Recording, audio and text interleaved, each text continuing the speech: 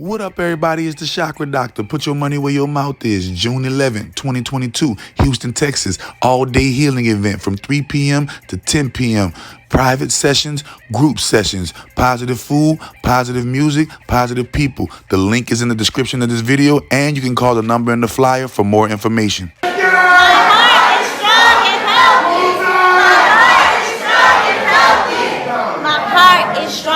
You won't put down. Grab the House of Lazenberry series by author Daniel Webb. Since his controversial interview at the Hip Hop Uncensored podcast, the books can't stay on the shelf. Grab the series, The House of Lazenberry, The House of Lazenberry 1970H, and The House of Lazenberry, A Time to Heal. Link in the description box now. We seen that you did a lot of TV series and shows and stuff after Soul Food, but people would ask what happened after that. Why no more real prominent major movie roles after Soul Food? Can you kind of get into that for our audience?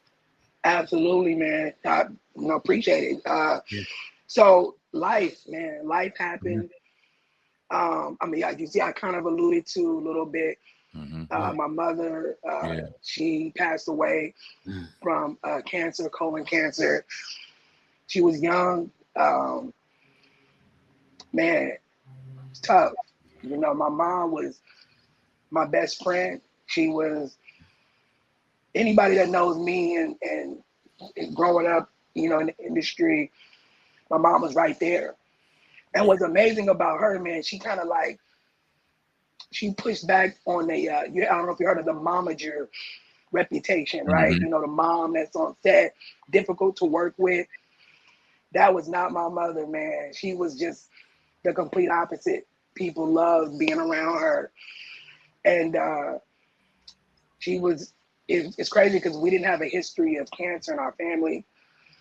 And she had stage 3 colon cancer. And she was a fighter, you know, about 2.5 years, 2 years.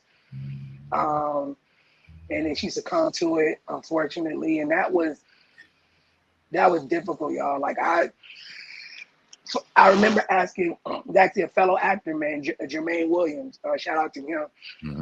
You've seen him in probably The Great Debaters and Matt Albert. We've interviewed him, yeah. And he was, that first question I said, man, I don't know what I'm going to do. And he said, you're going to keep living. And at the time, man,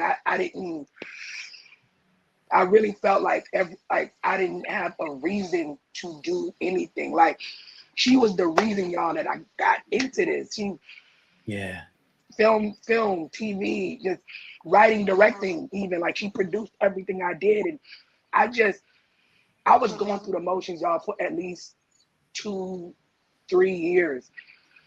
Just going through the motion, just existing, y'all. And Black men therapy is legit. Like, I get it. I get the stigma. I was with the stigma. Like, I wasn't, nah, man, I'm not crazy. I don't need to talk to nobody.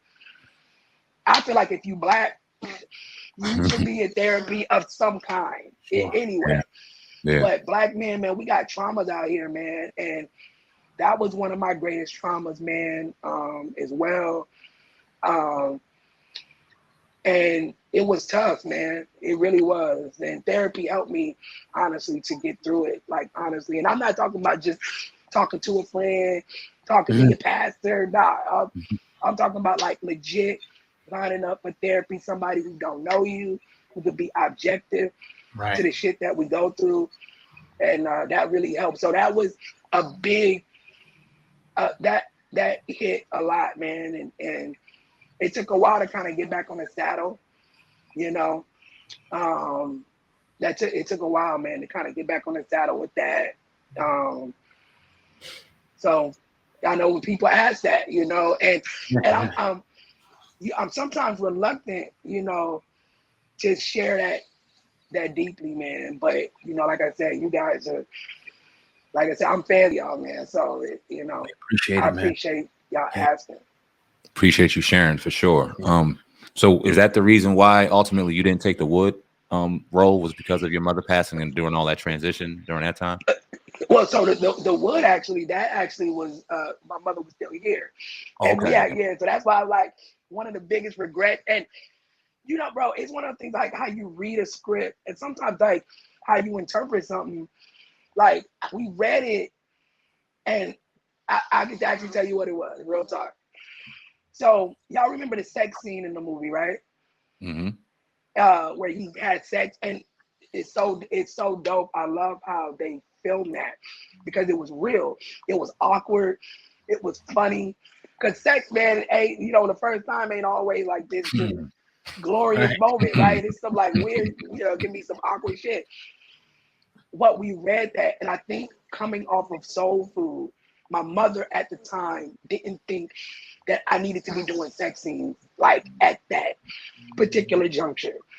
So it was one of those things where, but didn't realize when we saw it how real and how just dope it was the way they shot that. You know, like it wasn't exploitive. It was just like, yo, that's a lot of times that's a lot of people's first experience. You know what I'm saying? So that was like probably I believe that was why we took that at the time. And because the last film that I did was a movie called Our America. And shout out to Ernest Dickerson, man. He was Spike Lee's cinematographer for like all his dope shit, you know, Malcolm X, Do the Right Thing. And he was the director. He directed Juice, wrote and directed Juice. He was the director of Our America. And I think I was 18 years old. And yeah, and then that was like the last thing that I acted in. And like I said, my mother, she had some health challenges. I had some health challenges at the time. And it just became like, it was, so with the thing too with acting is there's millions of dollars that they're investing, right, in these actors and these young people.